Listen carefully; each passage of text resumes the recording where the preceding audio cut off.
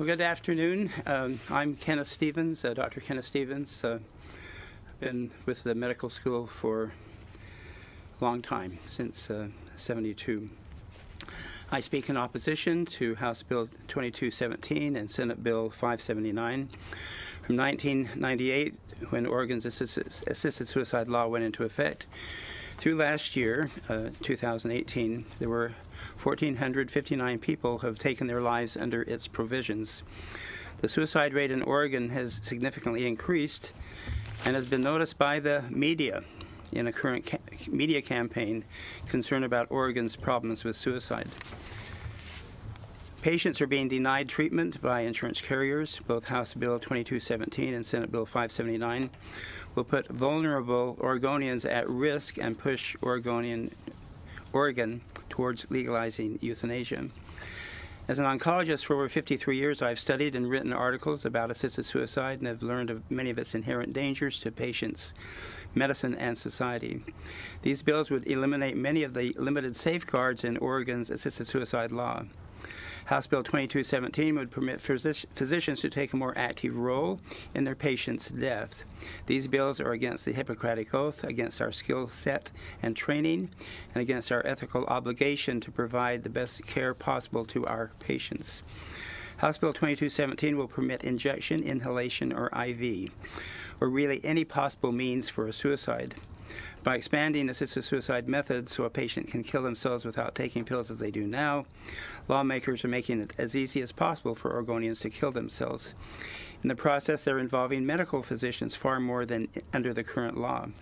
Make no mistake, this bill makes physicians take an active role in their patients' death. If House Bill 2217 becomes law, there will be little or no distinction between assisted suicide and euthanasia in Oregon. In addition, once a suicide prescription is made, it would be very easy for a person, other than for the patient, to administer the drugs without the patient having any knowledge of what's going on. Senate Bill 579 will remove the 15-day waiting period and the 48-hour waiting period for those very near death.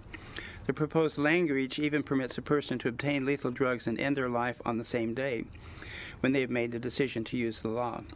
The current waiting periods exist to allow a patient the opportunity to really understand and reflect on their decision.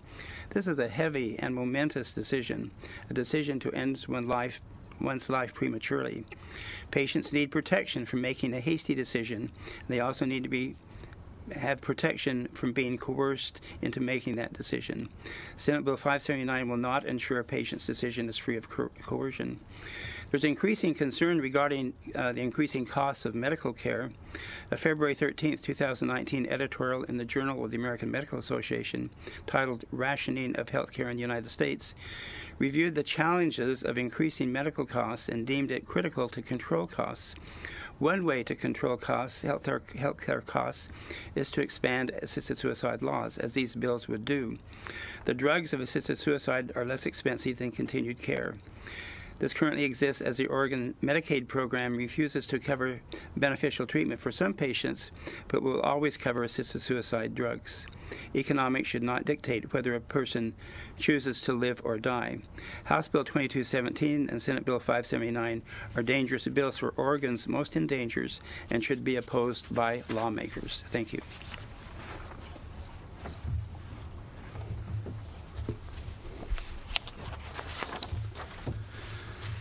Hi, I'm State Representative Mike Nearman. I represent House District 23, which is much of the rural western Willamette Valley. Both House Bill 2217 and Senate Bill 579 are just the latest examples of a legislature run amok. From sky-high tax increases to the numerous bills introduced to chip away at our Second Amendment rights, to job-killing legislation like cap and trade, the party in power has displayed a blatant disregard for the dangerous effects of their policy ideas on Oregonians.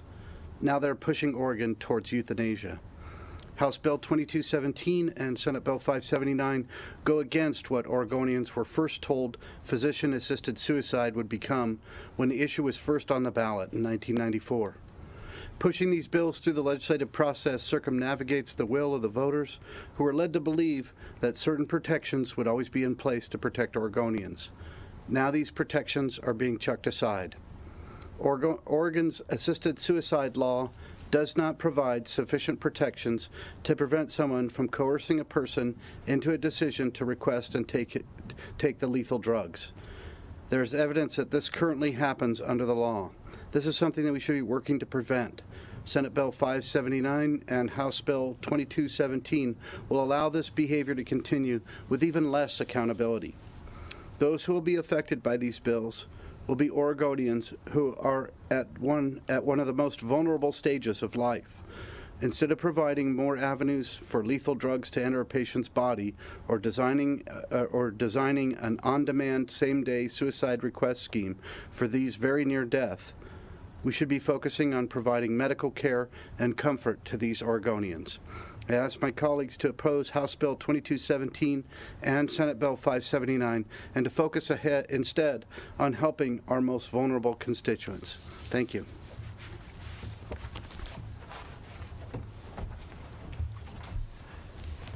So I'm Senator Cliff Bentz, District 30. There's not much to add to what I've heard, but this morning I voted in Judiciary and mentioned that there's no one in this state who at some point in their life will have just 15 days left to live. This, of course, means that this change in Oregon's law has to be carefully considered to make better our now functional assisted suicide law. This 15-day period did not just make its way into this law by mistake. It was placed there to guard against abuse, misuse, and mistaken use of a process that will lead to a person's death. It's been said that we are only free when we have laws to live within, laws to protect us. This law was drawn to protect the process of making one of the most difficult, if not the most difficult decision of one's life. It seemed to me that there are two things that we are dealing with. The first is Oregonians' right to self-determination. The second is the process of making that decision. In this case, we've taken that process away and basically chosen to ignore it. We can't do that because to do so is to subject many to decisions that will be wrongfully made.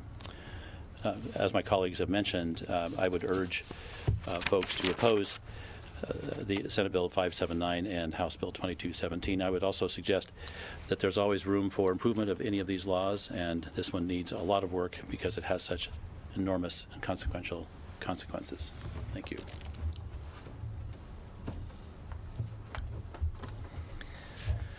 My name is Dennis Linthicum, and I come today as a Senate Republican whip and as a senator for District 28. And today I am quite disturbed to see that the Democrat supermajority has pushed a package of bills, House Bill 2217 and Senate Bill 579, that actually will put more vulnerable seniors in harm's way. Our state has failed delivering an enormous host of human services. Department of Human Services has cost taxpayers more than any other agency when it comes to paid out settlements for lawsuits. And our foster care system is failing. Oregon Health Authority is embroiled in one scandal after another. And similarly, we have failed to adequately deliver on all the promises that state health care has made. This bill simply brings another warning that Oregon's government is not standing on solid ground when it comes to valuing human life. Senate Bill 579 and House Bill 2217 actually make it easier for bad actors to harm the elderly, which is a significant problem in Oregon. According to an article recently in the Oregonian, in 2016 alone, there were almost 4,000 reported victims of elder abuse. Now imagine if those victims were in a medical category, as Senator Bentz alluded to, where you're in the last 15 days of your life. What kind of elder abuse can we imagine in our mind's eye? Believe me, if you can imagine it, it can happen in the real world. And removing the 15-day period, the 15-day consideration period, the 15 days of thoughtfulness with regard to this episode that an individual might partake in is completely uncalled for. Oregon's physician-assisted suicide law already lacks a host of protections that might prevent someone from administering prescription drugs and in an illegal fashion. We're pretending that everybody who would be in this would be a legal participant in this situation with no harm and only good things to happen to those we love and care for. But this isn't how the judicial system operates. We know better. We know that there are many times where people can be exploited, where loopholes can be leveraged, and where people can, who are in this state of the final days of their life, can be taken advantage of. So my concern is these bills will essentially push Oregon closer towards euthanasia, and one of our most dependent and vulnerable classes of Oregonians will be targets, namely your parents and soon to be you and yourselves. Thank you for your time.